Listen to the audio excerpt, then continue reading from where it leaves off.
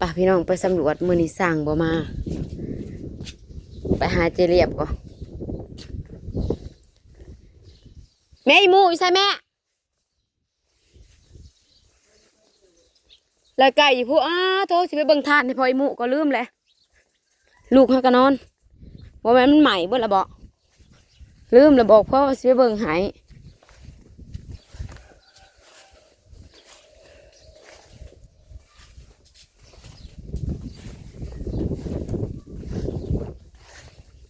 พี่น้องสั่งขี้เมาบ่ได้มามื้อนี้ได้สิรีวิวผลงานสั่งขี้เมาโอ้ยตะเขียวสิเฮ็ดเองอีกบ่นี่เนาะตอกลักเคิงเองอีกเลยตะเขียวว่ะเฮ็ดเองหมดเด้เนาะไปเบิ่งทานให้พวกก่อนสิเคิงต่อออกไปอีกบ่เนาะหรือนั่นใดเนาะ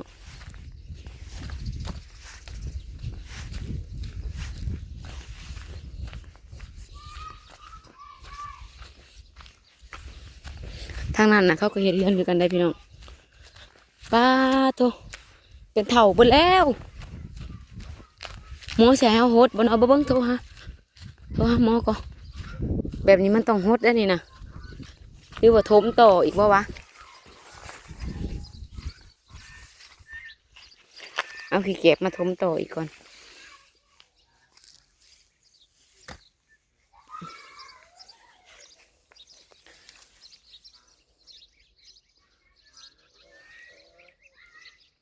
ทมต่อบ่วะเบิ่งเอาใหม่มาสวดๆมึงก่อนสวดมึงก่อนเด้อมันยังเก่นๆอยู่พี่น้องต่อยออกมาแล้วกันทมก็ต่อให้มันอีกก่อนเด้อให้กลัวอีกก่อนแดดเกือบตายพี่น้อง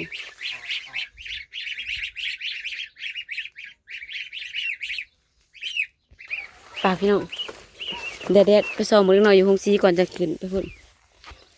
สุเห็ดยังสุเห็ดยังโม่ปากกาเห็ดยังนะฮะนะ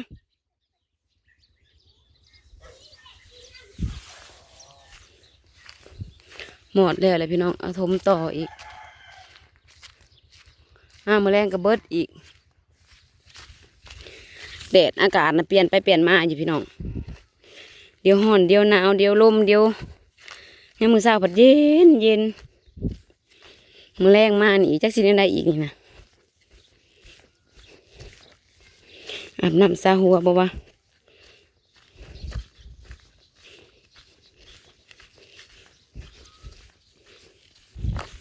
ปาขึ้นไปรีวิวสีมือสางโทรบายหัวอาหารให้กันห่านเป็ดนะสงสัยเขาเอาเมื่อแล้วเขามาแล้วเขาก็เอาเมื่อตะกี้อีเมลว่าอีเมลน่ะสิเลี้ยงเอาแต่ว่าอีเมลเลี้ยงนะอีเมลเลี้ยงน่ะก็คือมาให้เฮานี่แหละเบิ่งแต่เฮาเบิ่งให้แต่บ่แม่นของเฮาดอกเบิ่งแล้วก็ไม้เป็นของเรา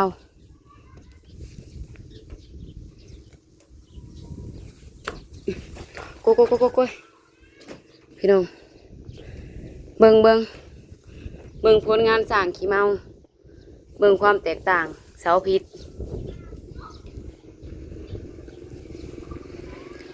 พี่น้องเบิ่งเส้นน่ะก็บิดเบี้ยว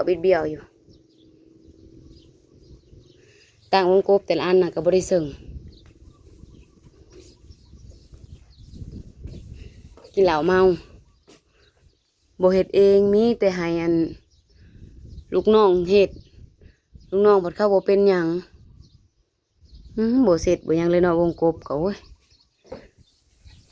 คันพัวเฮาแบบนี้บ่ได้เอาขึ้นมาเฮือนจักดีบ่ได้เอาขึ้นมาใส่จักดีพอหมูอีหลีมึงกว่าบ่มึงกว่าวงตัวนี้พิษเบิ่งเซลอยู่มึงกว่านี่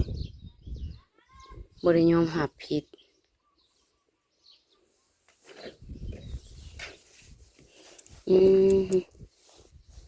วงกบตัวใดวะจะเป็นอย่างนี้ก็แม่นว่าแต่ละห้องเฮือนนั้นได้ความห่างของวงกบสำหรับพอดีงามพี่น้อง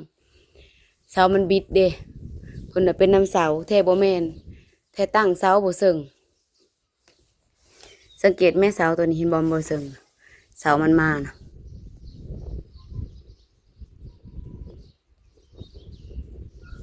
จะมาสร้างกับเจ้าของเฮือนน่ะผิดกันอันตั้งตัวนี้น่ะยังใครได้นี่ผัวเฮาตอกผัวเฮายังว่าบ่นถึกบ่นผิดเขาสิจักว่าบ่นถึกบ่นผิดบ่นเหมาะสมบ่เหมาะสมเป็ดจะปิดนอนน่ะจะโตเลี้ยงให้ยายเขามาเอาไปแล้วอยากเขาพี่น้อง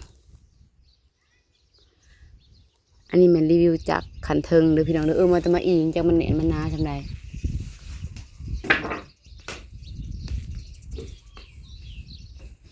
เบิ่งเอาพี่น้อง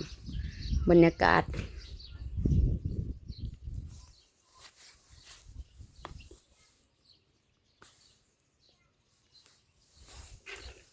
คันบอกกินเหล้านะก็จบดีอยู่พี่น้องหลังจากกินเหล้าเขาแล้วก็ไปทางใหม่สร้างกันแบบนี้เราตั้งเอาวงกบเฮียงกันเลยได้นี่พี่น้องวงกบ2 ปองเฮียงกันเลยแบบบ่เปลืองแป้นผา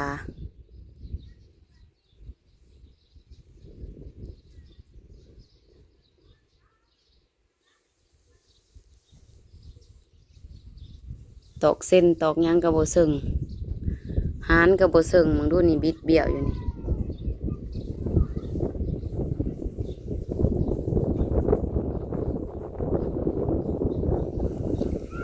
ของมันบ่แม่นสร้างเนาะ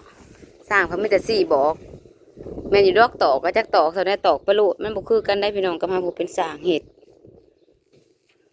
อันนี้ว่าสิจงออกมาหาลูกติ่งบ่จงออกมาหน้าบ้านปองหนึ่งบ่หรือว่าออกมาหน้าบ้านนี้ปีนบ่งเยี่ยมออกมาคือสิประมาณนั้นเลยพี่น้องออกมาหน้าบ้านนี่ปีนบ่งเยี่ยมออกมา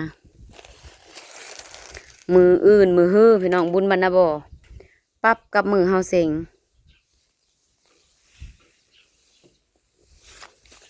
ปั๊บกับมือเฮาเซ็ง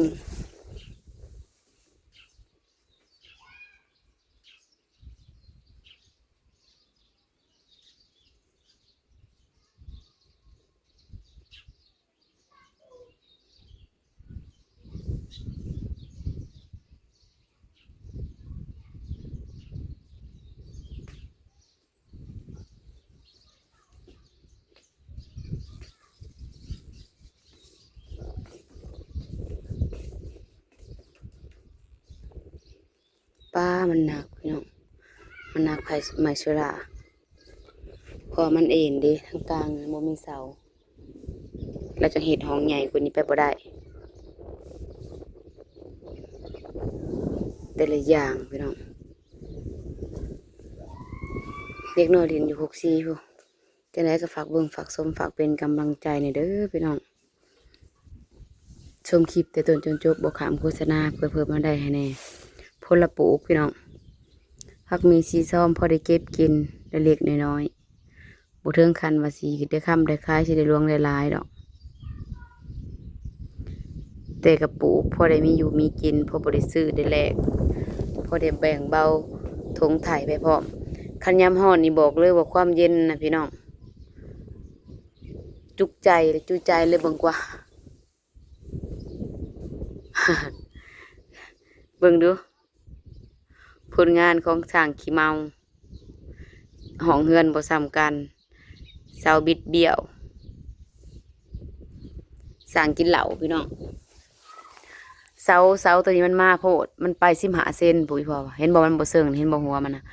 เสานี่เห็นบ่สังเกตโลดสังเกตในกล้องนั่นก็ยังฮู้คือเห็นเราเบิ่งตัวจริงนี่เห็นตัวบัดแอมพู้นแล้วบัดนี้บัดนี้ก็ติ๊กทางซ้ำบัดนี้อ้าวเงาทางหัวผู้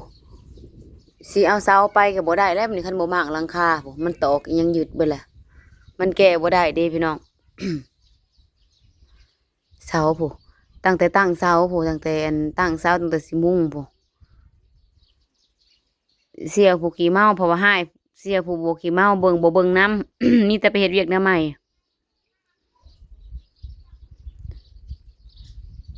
บ่เบิ่งน้ำกับคันตัวเฮ็ดถือเนาะคันตัวตั้งถือคะนะคันแม่นว่านะซ้ำความเที่ยงของเสาคือสิให้เจ้าของเฮือนมาเบิ่งน้ำก็โพดดอกคือประสิบ่จักว่าอันใดเที่ยงอันใดบ่เที่ยง ปานนั้นว่าเป็นสร้าง มันกับพ่อๆกันนั่นแหละพี่น้องเอ้ยสร้างกับโพดมึงกูหาเส้นตัวนั้นอันบนนั้นก็อ้ายจึงพึงอยู่ผมเมนไผ่ดอกเสียวเพิ่นเอง